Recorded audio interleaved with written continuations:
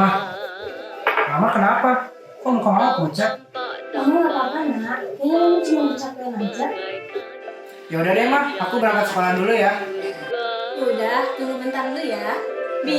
Bibi, buka buat jajan mana?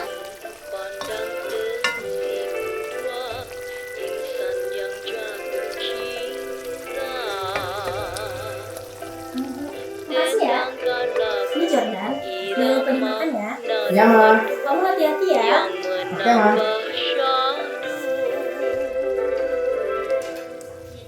Inilah cerita kita, kisah anak manusia, terjerat api asmara, membara dalam sukma. Inilah cerita kita, kisahnya anak-anak manusia, terkena panah asmara yang merasuk ke dalam jiwa. Angkat tangan menyapa.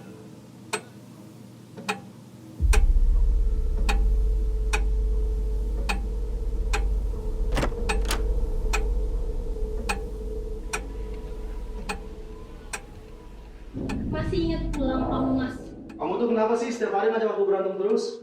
Aku tuh capek mas, aku stres. Kamu pikir kamu udah capek?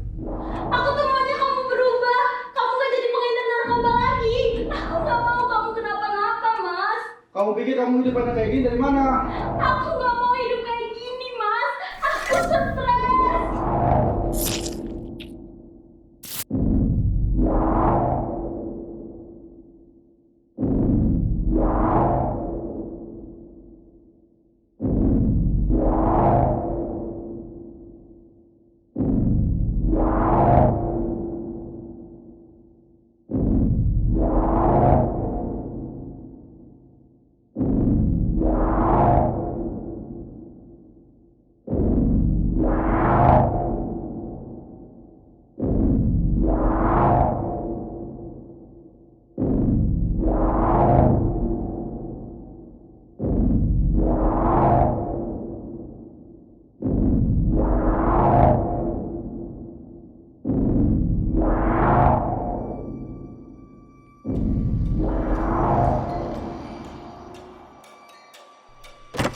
Assalamualaikum.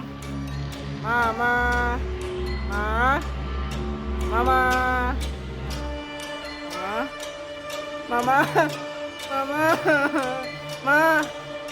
Mama.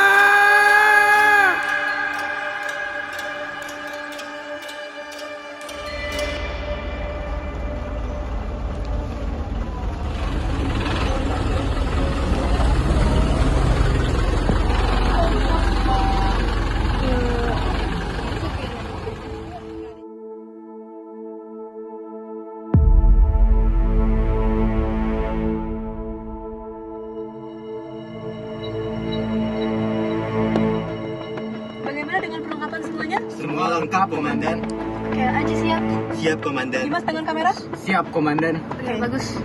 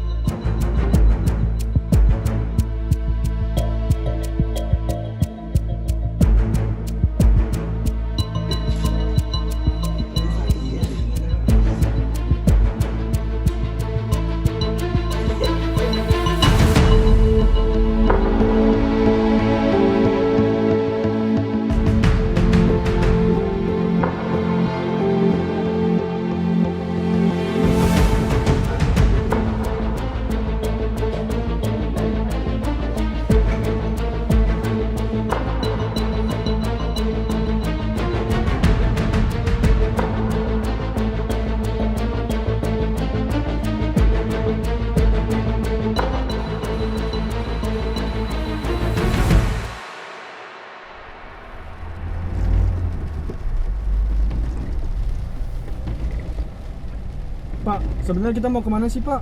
Kok kita ke tempat yang gelap mulai Pak? Udah, kamu nggak usah banyak tanya. Ikutin arahan saya aja. Kalau kamu masih ingin selamat. Baik Pak.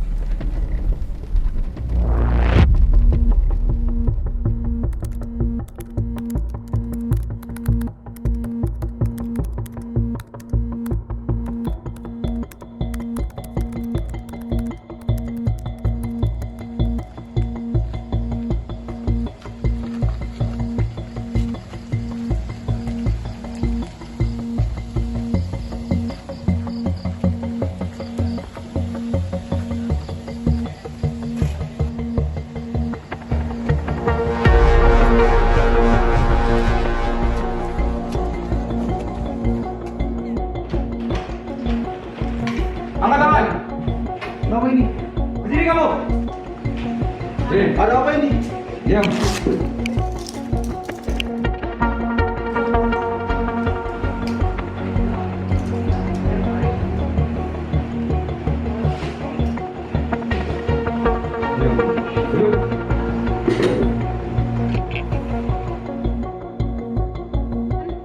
Apakah benar Anda seorang dari Ibu Mila?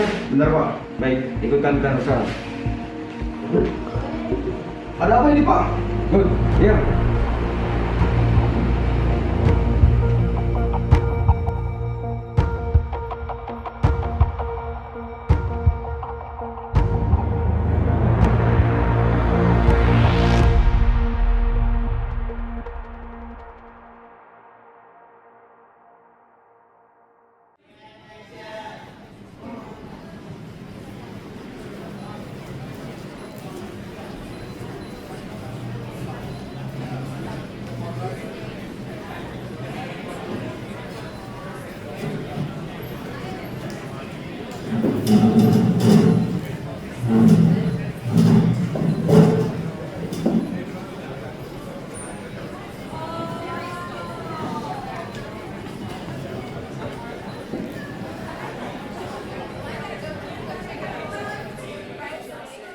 Sidang perkara pidana nomor 184 PK 2025 atas nama terdakwa Raharja dan Tara dibuka dan dinyatakan terbuka untuk umum.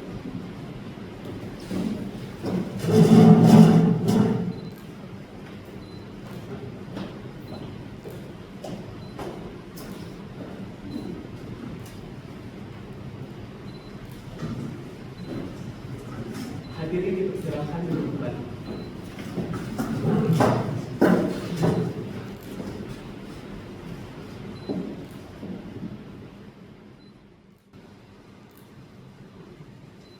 Sidang hari ini akan memeriksa agenda. Pertama, dalam perkara dugaan tindak pidana pembunuhan atas diri Amira. Panitera, mohon dilanjut. Hadirin yang terhormat, sebelum sidang lanjuti, perkenankan kami membaca kata tertib persidangan yang wajib dipatuhi oleh semua pihak yang hadir. Semua pihak wajib menunjukkan sikap hormat kepada pengadilan. Penunjuk wajib duduk dengan sopan, tertib, serta menjaga ketertiban di ruang sidang. Dilarang memotong, melepas suara, atau telepon televisi kata ini ke ruang sidang. Alat komunikasi harus dinonaktifkan, jaket dan topi harus dilepas. Dilarang makan, minum, dan merokok di ruang sidang. Dilarang membawa senjata api, senjata tajam, bahkan peledak, atau benda berbahaya lainnya. Setiap orang harus berpakaian sopan dan rapi. Setiap orang wajib mendapatkan pemerintah hakim ketua sidang untuk menjaga tertib. Mencatat kehadiran jaksa penuntut umum, penahan pihak untuk korban, penasihat untuk terdakwa, dan saksi, yaitu ada anak korban, supir keluarga, dan pembantu rumah tangganya.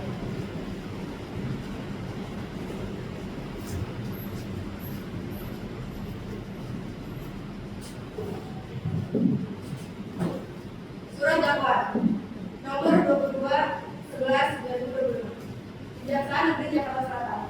Pada hari ini, Sabtu tanggal 22 bulan November tahun 2025, penuntut umum pada Kejaksaan Negeri Jakarta Selatan yang bertanda tangan bahwa ini atas nama Jennifer NIP 1900723 2001 dengan jabatan jaksa penuntut umum pada Kejaksaan Negeri Jakarta Selatan. Dengan ini melimpahkan perkara pidana terhadap terdakwa atas nama Raharja Dirgantara, tempat tanggal lahir Kuala Lumpur 6 Januari 1990, jenis laki-laki, kewarganegaraan Indonesia, pekerjaan CEO PT Jaya Dirgantara, alamat Jalan Cempaka nomor 7 Jakarta Selatan.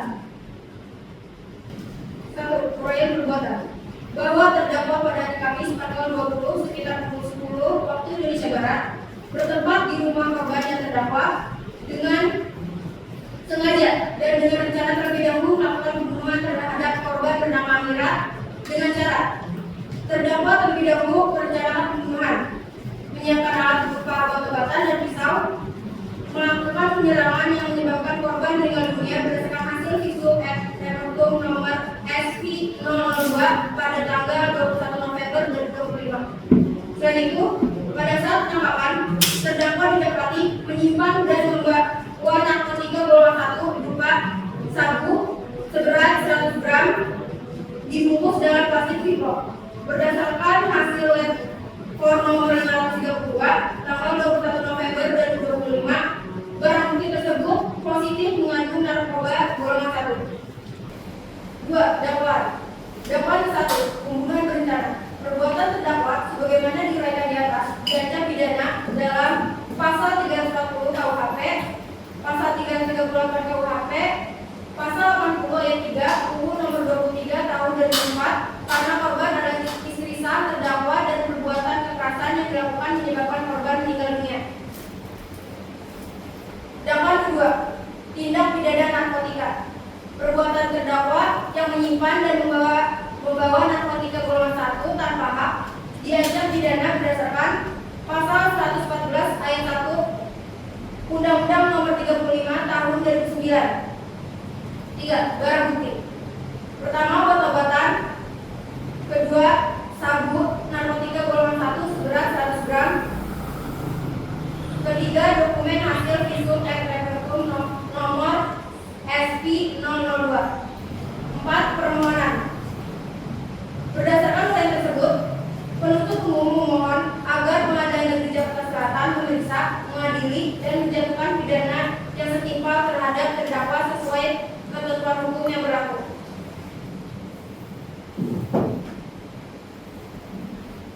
Saudara saksi, tolong ceritakan bagaimana keadaan ibu Anda beberapa hari sebelum kejadian. Beberapa hari sebelum kejadian, saya merasa mama berbeda yang mulia. Beliau tidak murung, bisa diam dan seperti menyimpan sesuatu.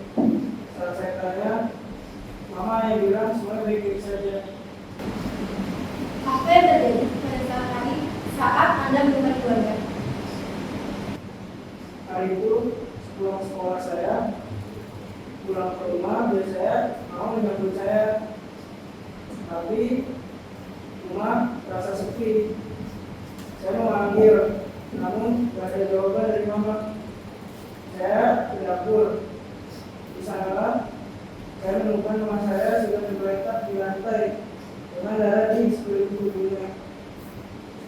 Bagaimana reaksi Anda setelah melihat keadaan itu? Saya kaget, panik, saya nangis. Saya membangunkan mama, tapi beliau tidak merespon. Setelah itu, saya langsung teriak memanggil mama sama bibi saya. Apakah sebelumnya Anda pernah melihat ada orang asing atau mendengar sesuatu yang mencurigakan di rumah? Seingat saya, beberapa malam sebelumnya, mama sempat gelisah. Tapi saya sudah melihat orang asing secara langsung pada hari kejadian. Saya masuk rumah dan langsung menemukan keadaan mama. Saudara saksi, apakah Anda benar-benar yakin tidak ada orang lain di rumah saat Anda pulang? Ya, saya yakin. Saat saya masuk, Rumah sangat sepi, dan saya tidak melihat apapun. Apakah mungkin ibu ada terluka? Kecelakaan, misalnya jatuh di dapur? Tidak. Tapi saya itu kecelakaan. Luka yang saya lihat di tubuh mama saya jelas bukan karena jatuh biasa. Anda mengatakan ibu Anda tampak murung beberapa hari sebelumnya. Apakah mungkin beliau sedang memiliki masalah pribadi yang Anda tidak ketahui? Tapi saja belum minta sesuatu. Tapi saya tahu mama caranya menyakiti diri sendiri. Cara saya menemukannya menunjukkan bahwa ada orang lain yang melakukannya. Bu, keterangan saksi sudah dicatat. Baik, saudara saksi, bisa tolong sebutkan identitas Anda? Nama saya Doni, supir keluarga selama 2 tahun. Di mana Anda pada hari kejadian? Saya mengantar Pak Arya pulang ke rumah sekitar jam 9 pagi. Beliau bilang hanya mau mengambil barang. Setelah itu saya tinggal di halaman. Beliau pergi sendiri dengan motornya. Berapa lama terdakwa di rumah? Tidak sampai 10 menit yang mulia. Apa terdakwa melihat tulisan? Kelihatannya terburu-buru dan seperti biasanya. Sebelum kejadian, apakah Anda sering mengantar terdakwa ke tempat tertentu selain kantor? Ya, kadang saya diminta mengantar ke rumah lain. Tapi saya tidak boleh masuk. Pernah Bu Arya tanya ke saya itu tempat apa. Tapi saya takut menjawab karena Pak Arya pernah mengancam saya untuk tidak bercerita. Anda mengatakan diancam. Apakah ada bukti? Tidak ada bukti fisik. Tapi beliau mengatakan langsung pada saya. Baik, pencatatan selesai. Saksi berikutnya. Baik, saudara saksi, sebutkan identitas Anda. Saya Nabila, saya sudah bekerja itu selama 6 bulan. Apa yang Anda ketahui tentang hubungan korban dan terdakwa? Saya sering mengamalkan tempat. Waktu itu ibu saya pernah melihat ibu nangis saat bapak pulang dari rumah. Apakah Anda berada di rumah pada saat hari kejadian? Pagi itu saya disuruh ibu pergi ke pasar untuk membeli barang-barang dapur yang sudah habis. Waktu saya pulang, saya ngobrol sebentar dengan di depan dengan mengunjungi. Lalu Benjolan berteriak minta tolong dan saya langsung mengecek masuk dan melihat ibu tergeletak di lantai. Apakah Anda pernah melihat korban mengonsumsi obat? Pernah, tapi saya tidak tahu itu obat apa. Ibu bilang sih itu obat penenang. Tapi bungkusnya berbeda dari yang biasa ibu. Apa Anda pernah melihat Pak R memberikan obat kepada istrinya? Saya tidak pernah melihat secara langsung. Cuma saya pernah melihat Bapak menaruh tablet di batang obat itu.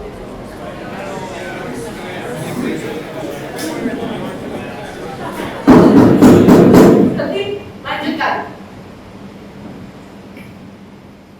Terdakwa R, jelaskan keberadaan Anda pada saat hari kejadian.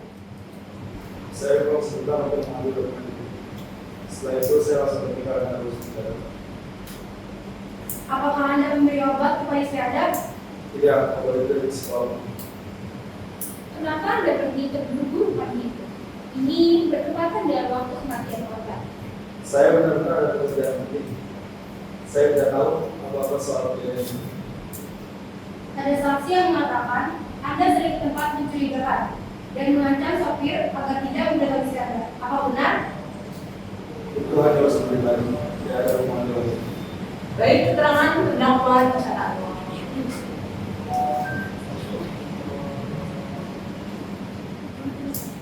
Seluruh saksi yang dijadwalkan untuk sidang pertama telah didengar terakhir. Sidang ditunda dan akan dilanjutkan dengan pemeriksaan saksi ahli forensik dan psikolog pada sidang berikutnya. Sidang ditutup oleh saya sendiri, majelis hakim.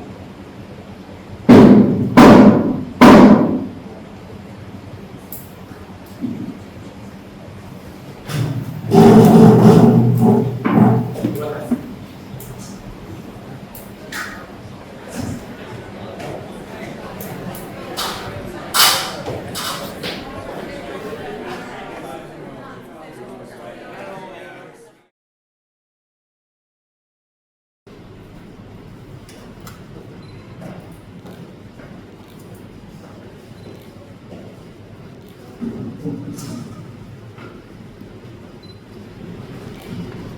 Para hadirin dipersilakan duduk kembali.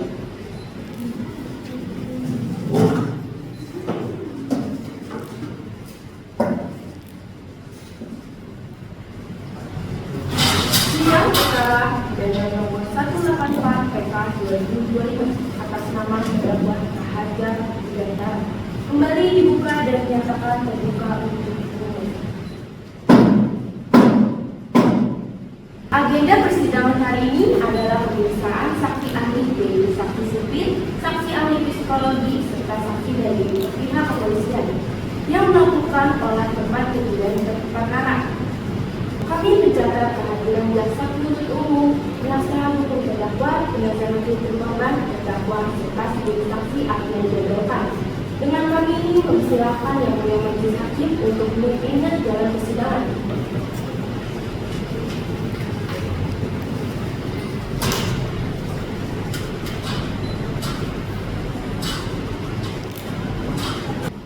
Baik, dengan ini sidang kedua akan segera dimulai. Saudara saksi, dalam persidangan pertama, Anda mengatakan menjemput majikan Anda di suatu tempat. Apakah itu kantor atau tempat lain? Dan selama bekerja, apakah Anda pernah mengantar majikan Anda ke tempat lain?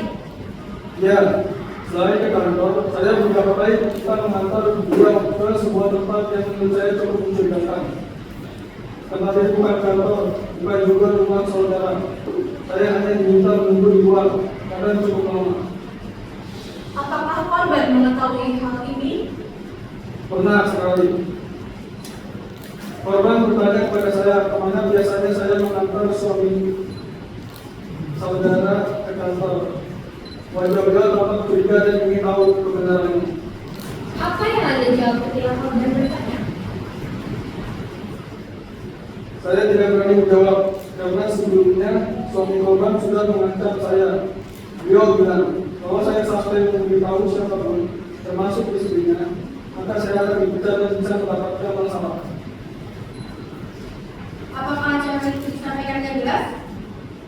Ya, jelas sekali. Beliau berkata dengan nada keras sambil saya diam. Karena berikut hilang pekerjaan, saya tidak berani bercerita kepada siapapun, bahkan kepada korban. Lalu, bagaimana perasaan Anda setelah mengetahui korban akhirnya ditemukan dalam keadaan meninggal? Saya sangat menyesal. Saya merasa bersalah karena tidak berani mengatakan hal yang saya ketahui sebelumnya.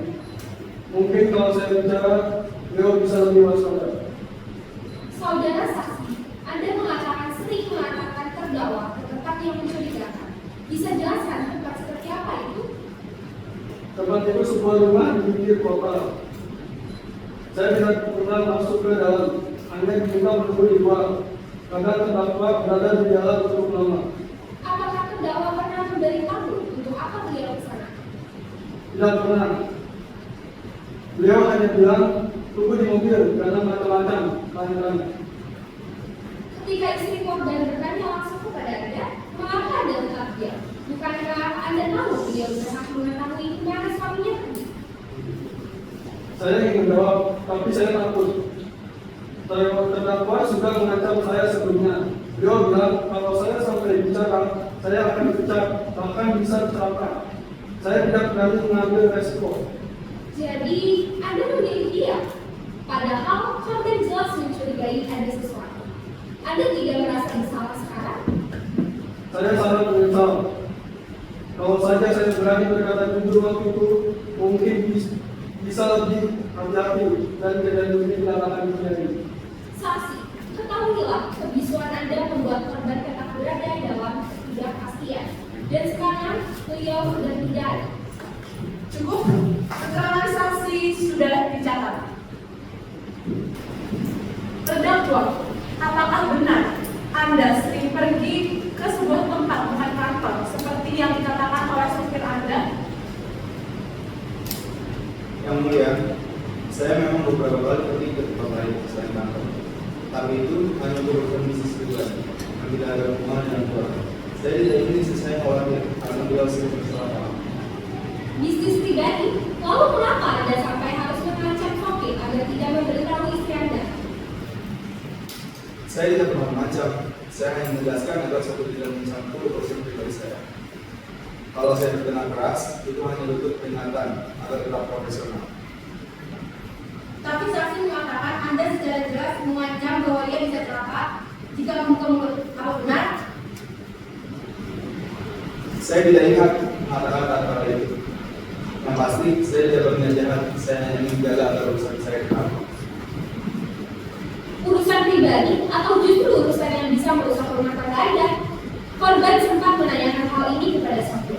Itu artinya beliau sudah curiga apakah Anda tidak merasa sikap tertutup Anda menimbulkan konflik di rumah tangga. Memang saya tidak bisa sebut berbeda pendapat, tetapi itu hal yang wajar dalam rumah tangga. Saya akui saya salah karena terlalu menuntut diri, tapi itu bukan berarti saya berniat mencelakai istri saya. Baik, keterangannya sudah dicatat. Saudara saksi, mohon jelaskan latar belakang Anda serta hubungan profesional Anda dengan korban. Nama saya Dr. Rani Profesi, MSI Sekolah Bisnis. Saya menangani almarhumah sebagai pasien selama kurang lebih 8 bulan sebelum kejadian ini. Apa yang menjadi alasan korban menjalani sesi konseling pada saat itu? Korban datang dengan keluhan kecemasan berkepanjangan, tekanan emosional dalam rumah tangga, serta rasa takut yang terus muncul tanpa penyebab eksternal yang jelas. Beliau juga menunjukkan gejala depresi ringan hingga sedang. Apakah kondisi korban termasuk gangguan mental berat? Tidak yang mulia, namun tingkat stres dan kecemasannya berada di kategori tinggi dan berpotensi memburuk tanpa dikenal lingkungan. Dalam catatan Anda, apakah korban pernah menceritakan sesuatu yang sangat ia rahasiakan, terutama mengenai suaminya? Ya, korban pernah menyampaikan bahwa ia menimpa sebuah rahasia besar terkait suaminya. Dia percaya suaminya melakukan sesuatu yang membuatnya takut untuk berbicara pada orang lain.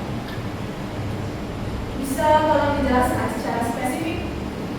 Dengan tetap menjaga etika profesi, saya hanya dapat menyampaikan apa yang relevan untuk persidangannya.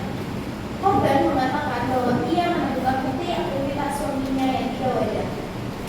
Ia tidak menjelaskan secara detail kepada saya, tetapi jika ia mengungkapkan bukti itu, rumah tangga dan keamanan dirinya bisa terancam. Apakah korban pernah menunjukkan tanda ketakutan terhadap suaminya? Ya, setiap kali menceritakan interaksi dengan suaminya, respon emosional beliau meningkat signifikan.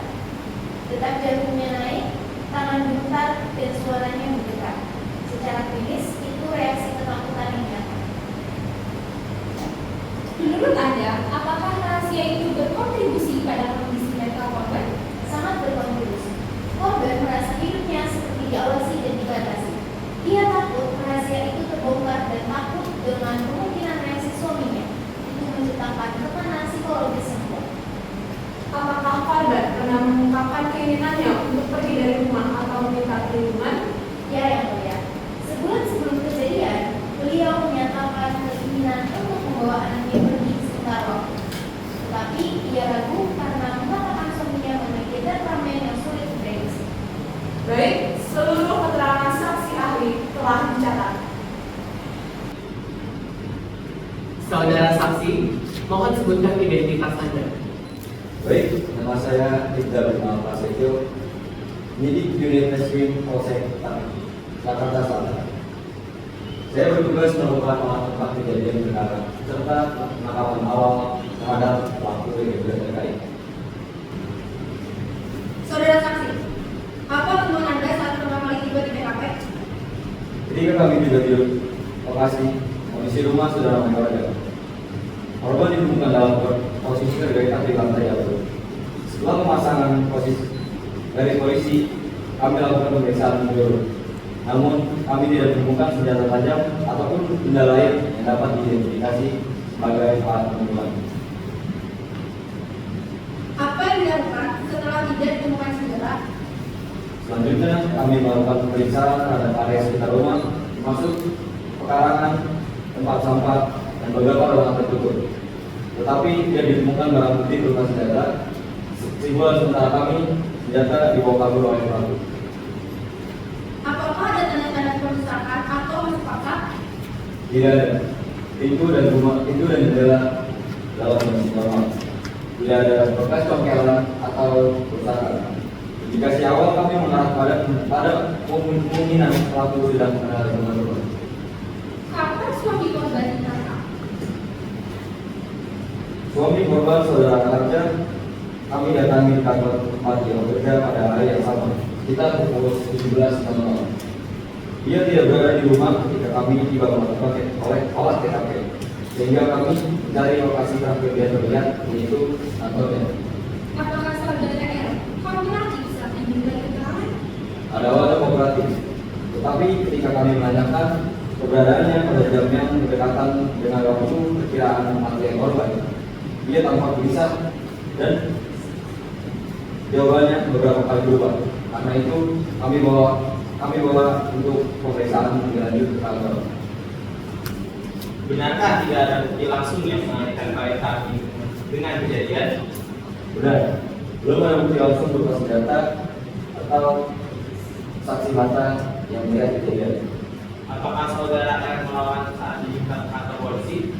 Tidak, dia mengikuti prosedur, namun tetap menunjukkan kegelisahan. Jadi pemanggilan klien kami hanya untuk pemeriksaan awal. Benar, status awalnya hanya untuk dimintai keterangan. Namun, setelah diselidiki lebih lanjut, terdapat barang bukti tambahan berupa narkotika berjenis sabu sebanyak 100 gram.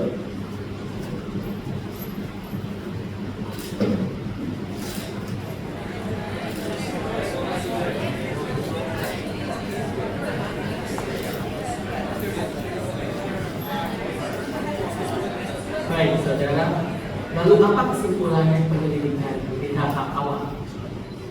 Baik, kesimpulannya yang pertama, tidak ada tanda masuk paksa. Dua, data pembunuhan tidak ditemukan di TKP. Tiga, waktu kematian sejalan dengan waktu di mana suami korban sempat datang ke rumah berdasarkan keterangan Kokil. Yang keempat, korban menunjukkan tanda perlawanan. Yang kelima, ada dugaan kuat bahwa pelaku adalah orang yang benar di rumah. Yang terakhir, terdapat narkotika golongan 1 di rumah penggeledahan terdakwa. Baik, keterangan saksi dicatat. Majelis hakim telah selesai pemeriksaan seluruh saksi ahli dan dijadwalkan pada persidangan hari ini. Dengan demikian, agenda pemeriksaan saksi sidang kedua dinyatakan selesai. Jadwal persidangan selanjutnya akan ditetapkan oleh majelis hakim dan diberitahukan kepada para pihak melalui penetapan resmi. Sidang perkara pada nomor 184/2025 ditutup oleh majelis hakim.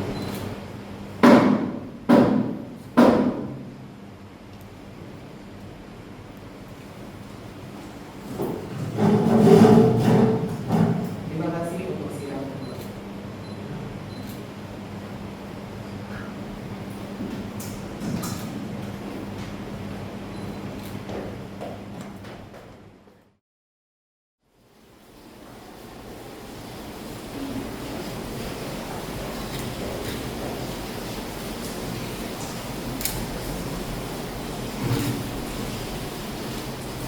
Para hadirin dipersilakan duduk kembali.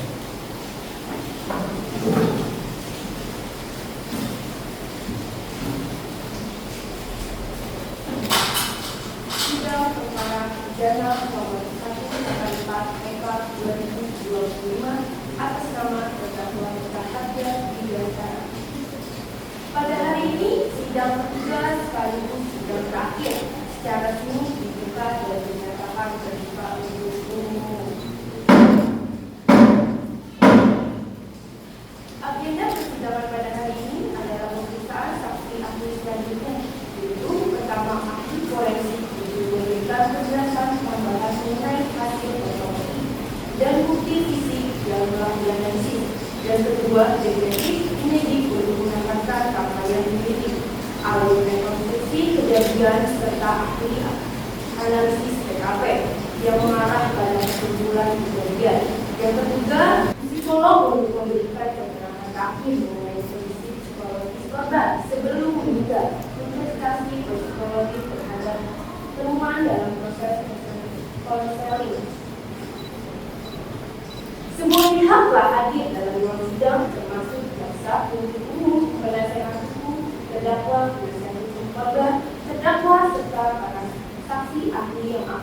pemeriksaan. Semua pihak telah hadir dalam ruang sidang termasuk jaksa penuntut umum, penasehat hukum terdakwa, penasehat hukum korban, terdakwa serta para ahli yang akan diperiksa. Dengan ini kami mempersilahkan yang mulia majelis hakim untuk memimpin jalannya persidangan. Baik, saudara saksi, silakan memperkenalkan diri Anda dan menjelaskan peran Anda dalam pemeriksaan jenazah korban. Nama saya Dirjen Dr. Ramio Wulandari, SPM. Saya dokter spesialis forensik yang bertanggung jawab melakukan autopsi terhadap korban. Apa saja temuan utama saat autopsi dilakukan? Terdapat 4 tusuk yang menjadi penyebab utama kematian. Arah luka menunjukkan serangan dari jarak dekat. Selain itu, terdapat memar yang tidak baru, berumur antara 2 hingga 5 hari sebelum kematian. Apakah memar itu akibat kecelakaan? Memar tersebut berada di lemah atas dan sekitar tulang rusuk. Bentuknya tidak konsisten dengan kecelakaan domestik. Polanya lebih konsisten dengan benturan dari tubuh atau tekanan fisik. Apa yang ditemukan dalam darah korban terkait obat-obatan? Dalam sampel darah, kami menemukan kandungan obat golongan tetes salah yang tidak umum dideteksi oleh psikolog atau psikiater tanpa pengawasan tetap. Obat tersebut termasuk kategori yang sering disalahgunakan dalam dunia peredaran gelap. Apakah obat itu aman untuk dikonsumsi tanpa rekomendasi dokter? Tidak. Penggunaan tanpa kontrol dapat menyebabkan ketergantungan, perubahan perilaku, penurunan kesadaran, hingga memperburuk kondisi emosional pasien. Terdakwa mengatakan obat itu berasal dari psikolog korban. Apakah sesuai dengan hasil pemeriksaan Anda? Tidak sesuai sama sekali. Berdasarkan standar medis, obat itu tidak termasuk dalam golongan yang dapat diresepkan oleh seorang psikolog klinis. Selain itu, jenis zat yang kami temukan lebih sering muncul pada kasus penyalahgunaan narkotika. Dengan kata lain, suami menderita keterangan yang tidak benar. Saya tidak dapat menilai motif, tetapi keterangan terdakwa tidak sesuai dengan temuan medis. Apa dampak jangka pendek dari obat yang ditemukan pada korban? Korban kemungkinan mengalami rasa takut berlebihan, kesulitan berkonsentrasi, penurunan respon tubuh, dan tingkat kecemasan yang tidak stabil. Obat tersebut dapat membuat korban terdesak secara fisik dan emosional, terutama jika dikonsumsi tanpa pengetahuan penuh tentang efek sampingnya. Apakah mungkin korban mengkonsumsi obat tersebut tanpa mengetahui apa yang sebenarnya itu? Sangat mungkin. Obat jenis ini sering diberikan tanpa penjelasan atau disamakan sebagai obat penenang biasa. Jika diberikan oleh seseorang yang dipercaya atau dipercaya, korban bisa saja tidak curiga. Apakah kondisi ini berpotensi membuat korban sulit melawan saat kejadian? Ya, jika korban mengkonsumsi obat 12 jam sebelum kematian, refleks tubuhnya pasti menurun. Itu membuatnya berada dalam keadaan yang lebih lemah dan tidak mampu memberikan perlawanan optimal. Baik, keterangan ahli sangat membantu. Semua sudah kami catat. Saudara saksi, silakan bersaksi dari nama saya Ahmad Aji, penyidik dari Satuan dari Narkoba Polres Jakarta Selatan. Saya mengikuti pendidikan yang berkaitan dengan aktivitas kekeluargaan. Saudara saksi, jelaskan apa yang ditemukan selama penyidikan terhadap terdakwa. Dalam 3 bulan terakhir, kami melakukan penyidikan terhadap dugaan kegiatan terdakwa dalam jaringan narkoba JKA. Terdakwa tidak lebih demikian, ia berada dalam struktur yang lama, menggunakan komunikasi tersebut, membantu mencegah dan tidak dalam sehingga aktivitas sulit dideteksi oleh polisi. Apa yang membuat saudara yakini terdakwa terlibat dengan narkoba? Kami menemukan beberapa bukti tersebut, terutama aktivitas transportasi yang menunjukkan terdakwa berkali-kali menghubungi lokasi yang digunakan sebagai rumah penyimpanan narkoba.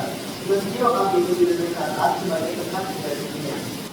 Yang kedua, kesaksian sopir yang dirasakan mengatakan terdakwa saat ditinggalkan dan diancam untuk tidak memberikan tanggung jawab terdakwa.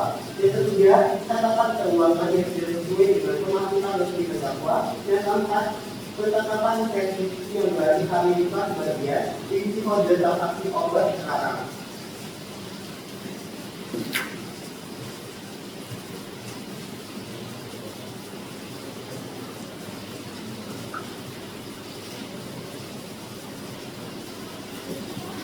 Apakah temuan tersebut berkaitan dengan korban? Yang kami ini juga apabila mengetahui EKG dari ketualinya, tidak dapat kepastian itu bahwa kalau melintas laki yang berbeda yang ia takutkan. Kami meyakini laki itu berbeda dengan sisi narkoba yang diamankan terdakwa. Bagaimana teman-teman amal ulama dan korban? Apabila ditemukan itu membuat negara ini dengan EKG yang berbeda dengan lingkungan kapasitas tidak benar. Obat itu sama dengan obat yang paling terkenal pada salah satu lokasi yang dengan terdakwa. Apa dugaan saudara mengenai asal obat tersebut? Dua kali adalah obat tersebut berasal dari terdakwa sendiri. Alasannya, yang pertama, tidak ada riwayat dari korban yang membutuhkan obat minuman ini ke anak. Yang kedua, seseorang memastikan tidak pernah memberikan atau merekomendasikan obat apapun. Yang ketiga, tidak ada rumah tangga kematian dapat mengalami sampai di tempat obat obat. Yang keempat, ini obat tersebut konsisten dengan cara yang berbeda dalam diri terdakwa.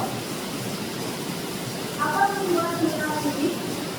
Tidak dapat mengurangkan ini, kami juga terdakwa memberikan obat tersebut secara bertahap kepada korban untuk membuat terbantu, sudah dikendalikan atau dalam kondisi rumah. Kami juga menduga obat itu digunakan sebagai rasa awal dalam rencana pembunuhan yang besar. Meskipun tidak ada pembunuhan yang ditemukan, aktivitas terdakwa sengaja dalam musik dan saya memiliki waktu menunjukkan bagaimana yang signifikan. Apakah saudara memiliki bukti langsung dampak klien kami memberikan obat itu pada kejadian? Tidak ada saksi mata langsung, namun ada rasa yang tiga kali dimuatkan. Apakah penyidik bisa menyaksikan obat ditemukan di lokasi terdakwa seperti air meninggal? Obat yang sama ditemukan di salah satu lokasi yang terdakwa ini. Polanya cocok, tipenya cocok, dan sarungannya cocok dengan yang terdakwa. Apakah menurut saudara motif pembunuhan berkaitan dengan kegiatan narkoba?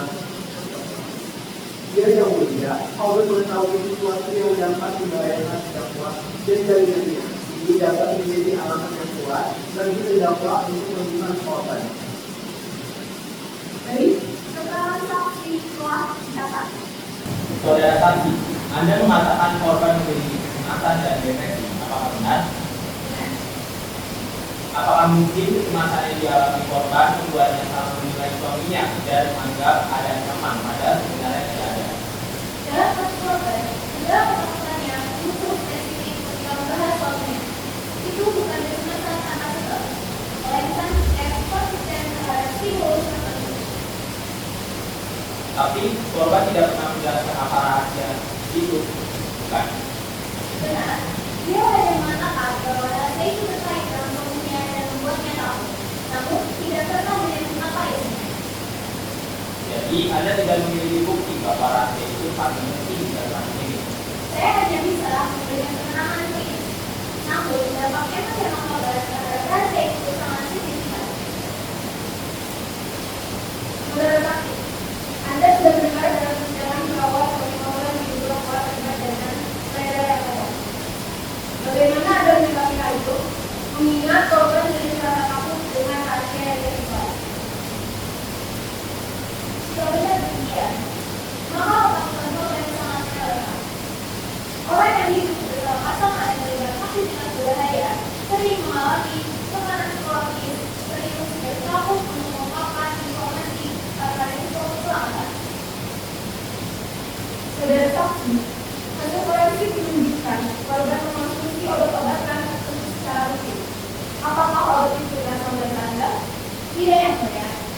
Saya tidak pernah merasakan obat psikotropika apapun kepada korban. Saya hanya memberikan terapi dan rekomendasi teknik pengelolaan stres. Tidak ada catatan resep dari saya. Menurut kesaksian Sony, obat yang dikonsumsi istrinya berasal dari Anda. Tanggapan Anda? Itu tidak benar. Obat yang ditemukan oleh forensik bukan jenis obat yang biasa. Saya resepkan, bahkan jika saya memberikan pengobatan, saya tidak pernah memberikan obat apapun kepada korban. Saudara saksi, apakah konsumsi obat yang tidak diresepkan dalam menentukan kondisi korban? Sangat tinggi. Jika obat itu masuk golongan depresan atau zat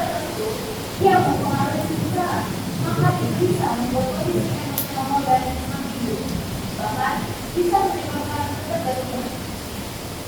Dengan kata lain, korban mungkin mengonsumsi obat yang tidak ia mengerti dan suaminya menguasai obat itu dari Anda. Dan itu sangat mengkhawatirkan. Apakah mungkin korban mengonsumsi obat tersebut karena tekanan atau manipulasi dari suaminya? Tanpa perilaku, saya tidak bisa menyimpulkan hal itu. Namun, berdasarkan kondisi emosional korban yang selalu buruk setelah membicarakan suaminya, saya juga menutup kemungkinan adanya tekanan dari lingkungan rumah tangga. Baik, keterangan saksi telah dicatat. Saudara terdakwa dimohon untuk duduk di kursi pemeriksaan.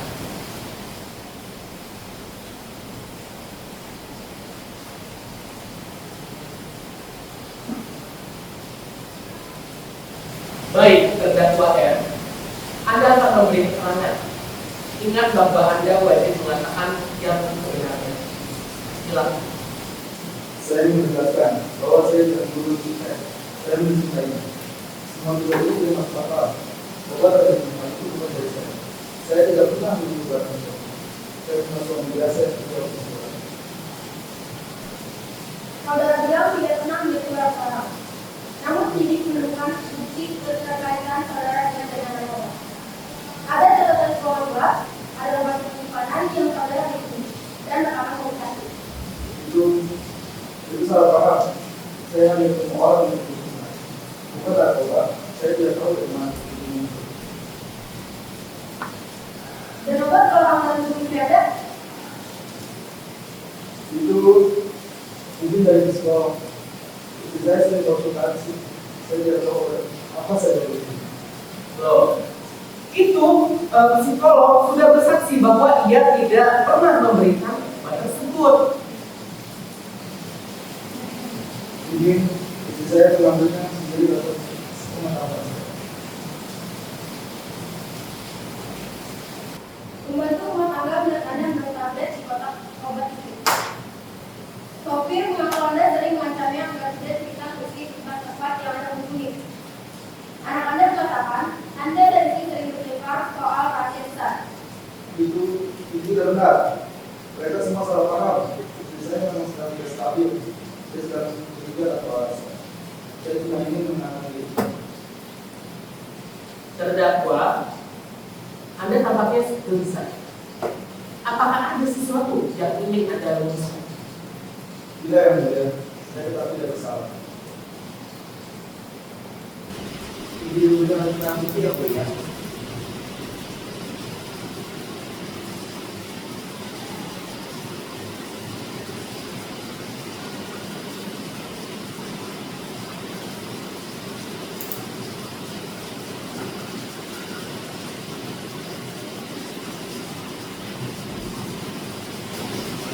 Terdakwa, percakapan ini menunjukkan Anda melihat pemberian obat yang sama dengan yang ditemukan dalam pemberiannya. Anda belum membaca. Terdakwa, majelis memberikan kesempatan terakhir. Katakanlah yang sebenarnya. Saya sudah berhasil dulu.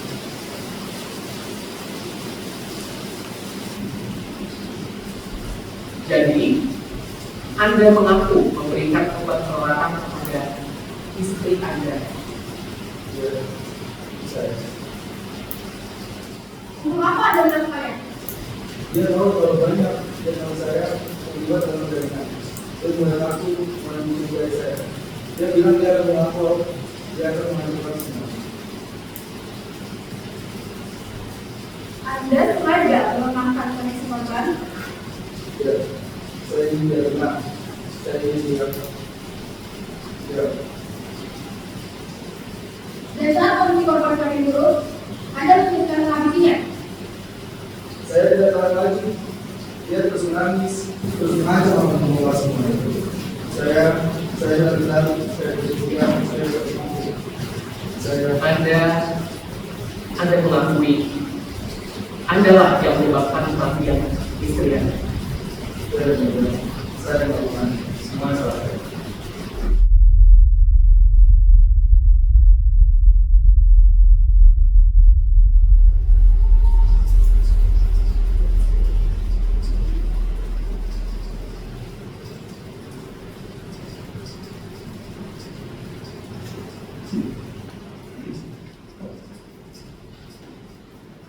Baik, sidang perkara pidana nomor 184 PK 2025 atas nama terdakwa R.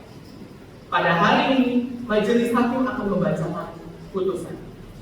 Setelah memeriksa seluruh rangkaian persidangan, mendengar keterangan saksi-saksi ahli forensik, psikolog, detektif penyidik, serta memperhatikan pengakuan terdakwa, majelis hakim telah mempertimbangkan sebagai berikut. Pertama, pertimbangan fakta persidangan. Korban ditemukan meninggal di dapur rumah dalam keadaan terdapat gangguan sistem pernapasan serta residu zat kimia dalam tubuh. Ahli forensik membuktikan adanya obat terlarang yang tidak termasuk obat medis maupun obat yang diresepkan psikolog. Detektif penyidik menemukan keterkaitan terdakwa dengan jaringan pengedar narkotika tingkat atas, serta bukti bahwa terdakwa memperoleh obat tersebut dari jaringan itu. Saksi, pembantu, sopir, dan anak korban memberikan kesaksian yang konsisten terkait perubahan perilaku korban dan konflik rumah tangga sebelum kejadian. Terdakwa memberikan keterangan berbelit-belit, membantah, namun akhirnya mengakui memberikan obat tersebut kepada korban dan mendorong korban hingga terjatuh yang berujung dengan kematian. Perbuatan terdakwa dilakukan dengan kesadaran penuh, bukan dalam keadaan terpaksa atau terancam. Yang kedua, pasal-pasal yang terbukti. Berdasarkan fakta dan bukti hukum, majelis menetapkan bahwa terdakwa terbukti secara sah dan meyakinkan bersalah melakukan tindak pidana sebagai berikut.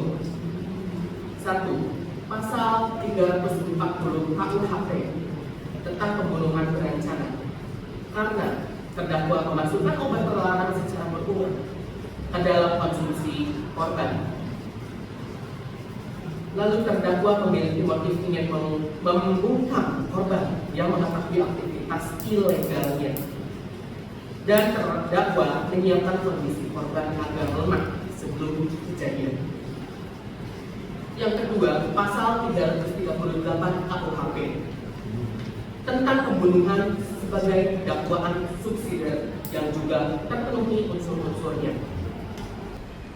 Lalu yang ketiga, pasal 80 ayat 3 UU nomor 23 tahun 2004 tentang penghapusan KDRT, karena korban adalah istri sah terdakwa dan perbuatan kekerasan yang dilakukan menyebabkan korban meninggal dunia. Yang keempat, pasal 114 ayat 1 UU narkotika, karena terdakwa terbukti menguasai dan mendistribusikan obat-obat terlarang. Poin ketiga, hal yang memberatkan. 1. Perbuatan terdakwa menghilangkan nyawa istri sendiri. 2.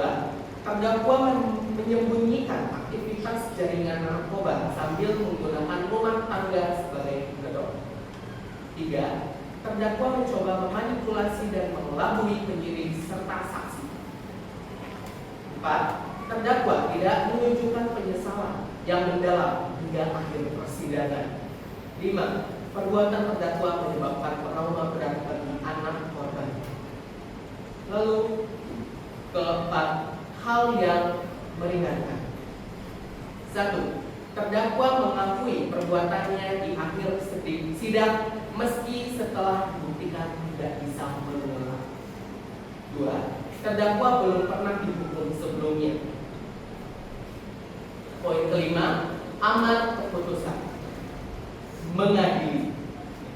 1. Menyatakan terdakwa R terbukti secara sah dan meyakinkan bersalah melakukan tindak pidana pembunuhan berencana disertai tindakan peredaran narkotika dan kekerasan dalam rumah tangga. 2. Menjatuhkan pidana kepada terdakwa berupa penjara seumur hidup. 3. Menetapkan barang bukti berupa obat terlarang, pakaian korban, rekaman komunikasi, serta hasil laboratorium tetap disita negara. 4. 4. Menyatakan terdakwa tetap berada dalam tahanan. 5. Memerintahkan penuntut umum untuk melakukan pembinaan lebih lanjut kepada anak korban sebagai korban tidak langsung. Demikian putusan ini dibacakan, sidang dinyatakan selesai.